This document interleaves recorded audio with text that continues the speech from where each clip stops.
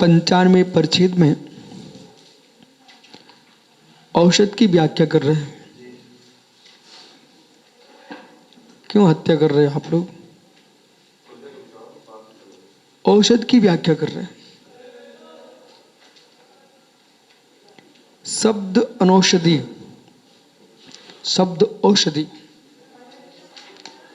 जिस शब्द को हम नहीं सुनना चाहते हैं तब भी तुम सुनाना चाह रहे हो, आपका शब्द अनौषधि।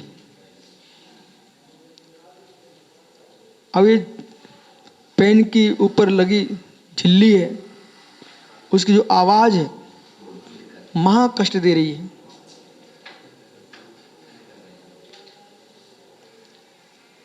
तुम्हारी किट्टी की आवाज है, महा कष्ट दे रही है, आपको पता ही नहीं है।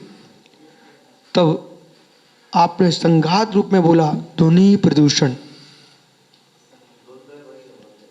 ध्वनि प्रदूषण ये व्यक्ति के मस्तिष्क को फाड़ देता है, संघात कर देता है। ध्वनि के द्वारा ही तो लोगों की हत्या हो रही है, ध्वनि के द्वारा।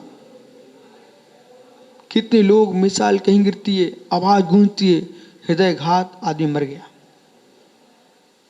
द्रोणगिरी में बिजली गिरी, खेत में एक मां काम कर रही थी, पर्वत पर गाज गिरती है, धमाके की आवाज से वो मां वहीं लुढ़क गई, खत्म हो गई।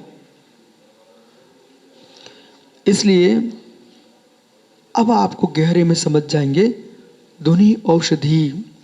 जैन मुनि, जैन त्यागी, ये ध्वनि दूषण देख रहे आप?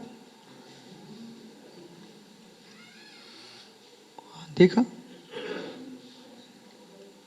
एक ची की आवाज भी संघात करती, संघात का विलयन कर देती, विदीर्ण कर देती है ध्वनि।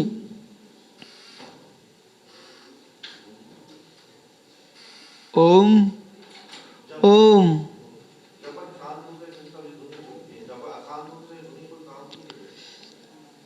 इसलिए शांति में जब तुम चले जाओगे, शांति में चले जाओगे, सारी दुनिया तुमको चुभेंगी। इसलिए फिर योगी जंगल की ओर चले जाते हैं। अब न सुनना न सुनाना है। अध्यात्म शब्द की धुनी भी चुभेगी। अब अध्यात्म सुनना नहीं है, अध्यात्म जीना है।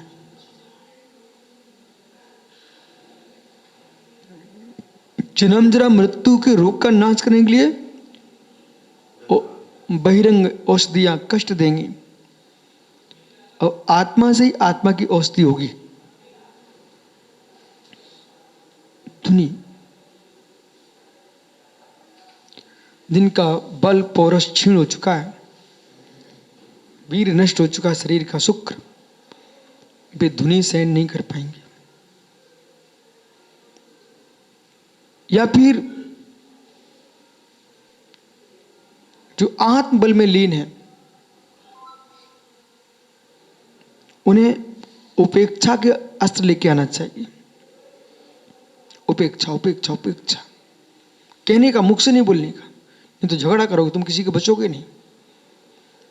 ये तो मैं नीति सिखाता रहता, अब सीख नहीं पाते, कुटते पिटते रहते बेचारे। कोई आपको पसंद नहीं है, मुंह से मत बोलो। मुंह से बोल दिया, वो बाहर फैल गया। मन में तुमको पसंद नहीं है, मन कभी भी ठीक हो सकता है,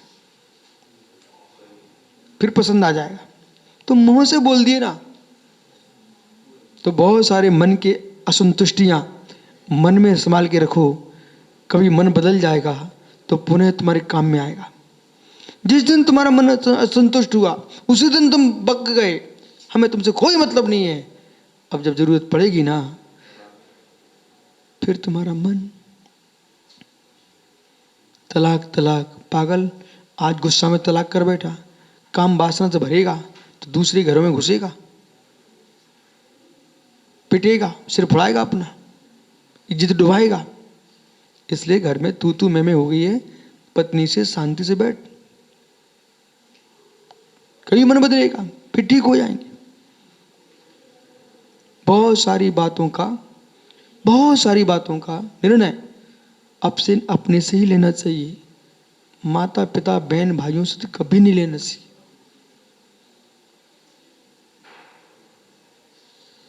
जो माता पिता से लेने का निर्णय उतना ही लेना चाहिए। बहुत सारे निर्णय ऐसे हैं, हम यदि आप लोगों के जीवन का निर्णय तुम्हारे कोई दूसरे गुरु भाई से लें, तुम यहाँ एक नहीं ठहर पाओगे बेटा। इनके निर्णय आर पार के होते हैं।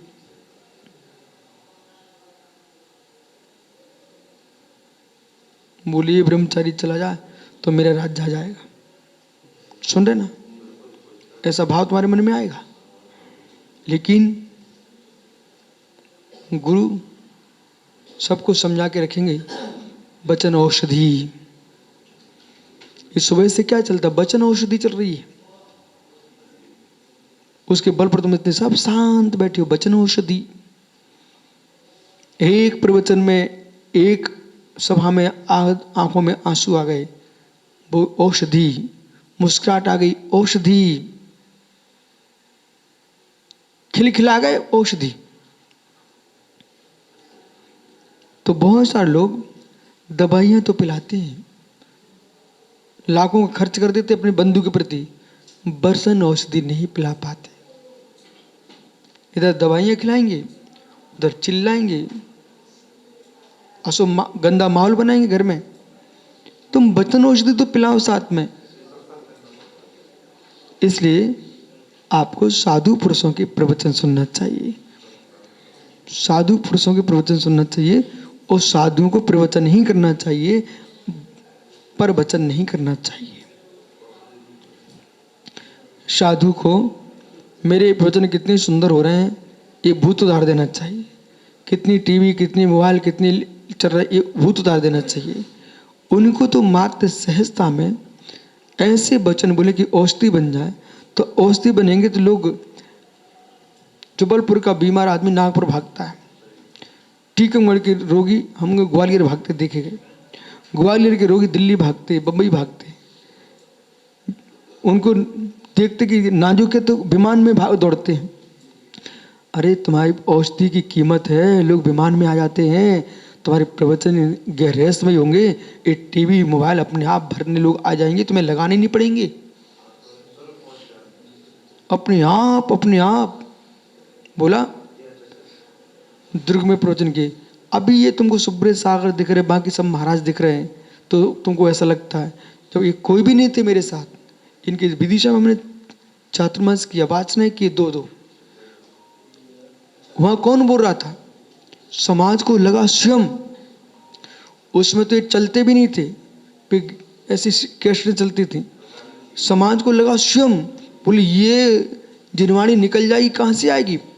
ये पुरुषार्थ, देशना, भाषण, अपेक्षा, ये बड़े बड़े जो ग्रंथ भाई प्रसिद्धि पा रहे हैं, ये कहाँ विदिशा की वाचना है? समाज ने स्वयं भर करके स्वयं लिखवाया। हमारे विशुद्ध सागर तो कोई कुछ नहीं करता है, कुछ करते ही नहीं प्रवचन के बाहर, समझे ना? तो ये समाज, विदिशा समाज, आपके सर राजेंद्र प्रसाद सेठ जी, श्रीमन सेठ, नरेंद्र डेटे सेठ और पूरे मुनि सेवा सब लगे रहे। आइए वचन, तो साधु को अपना काम करना चाहिए, इनमें नहीं उलझना चाहिए। कहाँ का माइक आएगा, कहाँ की क्या होगा, कुछ नहीं, आप तो बोलो।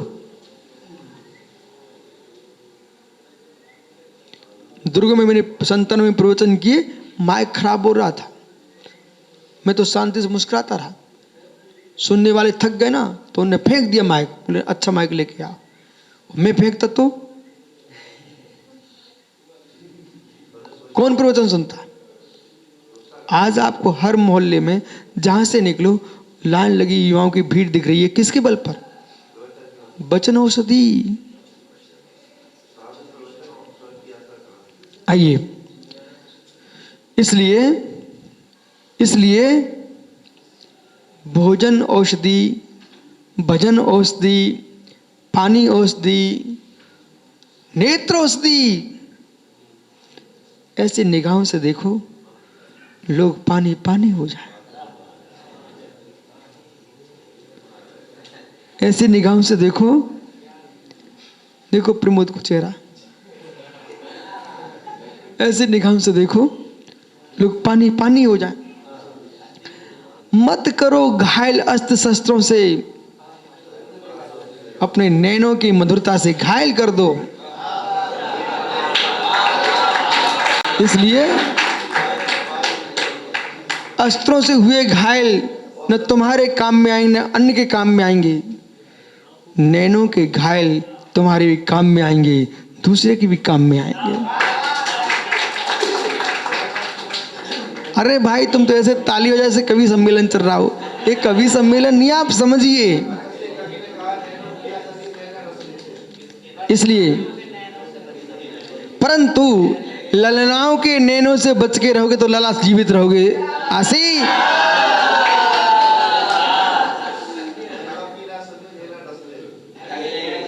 पर नैनों में अमृत है, नैनों में जहर। देखने की जैसी दृष्टि वही काम होगा।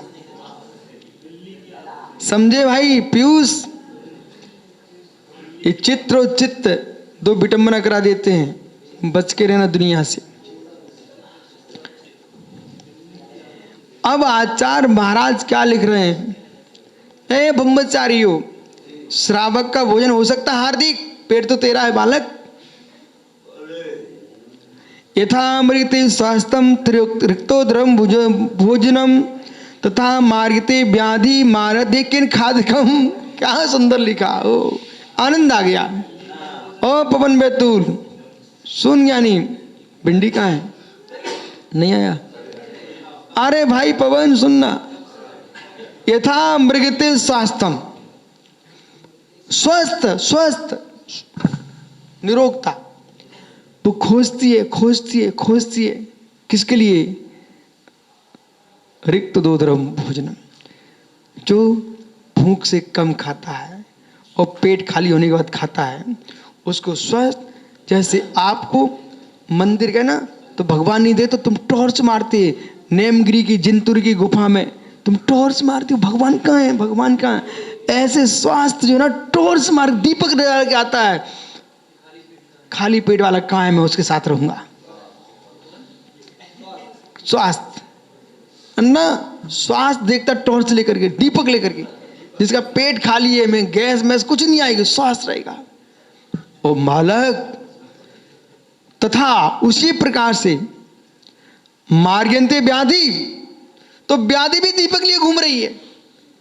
पेट किसका ज्यादा भरा है, तो सीमा तोड़ खाता है, उसी के साथ हम रहेंगे।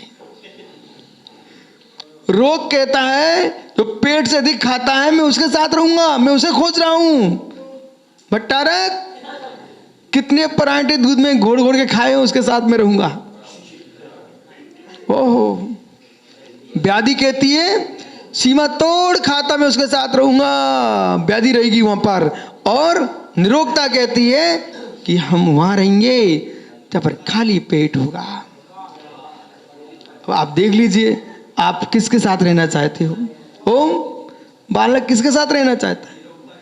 पवन यदि निरोगता के साथ रहना चाहते हो तो बेटा एक रोटी कम खाओ। और अरे एक आसन शब्द से काम नहीं चलेगा। एक आसन में इतना इतना ठूस लिया, इतना ठूस लिया, इतना ठूस लिया, इतना ठूस लिया कि 2 आसन आदमी 4 दिन करता तो ही नहीं खा पाता। वो एक आसन किस काम का? मतलब मनोज भाई हरियाणा बोले एक ही गिलास दूध पीता हूं, पर कौन सा गिलास? हरियाणा वाला चाहिए है? मालूम चला कि पूरी गंजिया गंजिया समागी गिलास में, अब अगर मैंने तो एक ही गिलास पिया है, ठीक है। बोले एक गिलास रबड़ी खाई मातम ने और कुछ नहीं खाया, पर गिलास कहाँ का था ये तो पूछिए पहले। आइए तो ऐसे ही कुछ लोग होते ढोंगी टाइप के, बोले हमने तो एक रोटी खाई, एक रोटी। अब रोटी कितने आटे की बनाई थी तुमने, ये तो पूछो पहले। इसलिए एकासन महत्वपूर्ण नहीं है, महत्वपूर्ण है कि एकासन के साथ ईमानदारी। अब एकासन करने काजू किशमिश की आपने बढ़िया खीर बनाई, बोले एकासन करो और 4 किलो रबड़ी खा गए। बोले क्या हुआ, एकासन किया है हमने। उसको पचाने के लिए 50 दिन चाहिए। इसलिए एक आसन के साथ साथ ईमानदारी चाहिए। ठीक है, बहुत समय हो गया। निरोगता चाहिए तो खाली पेट रखिए, और रोग चाहिए तो पेट भर के और भर लीजिए।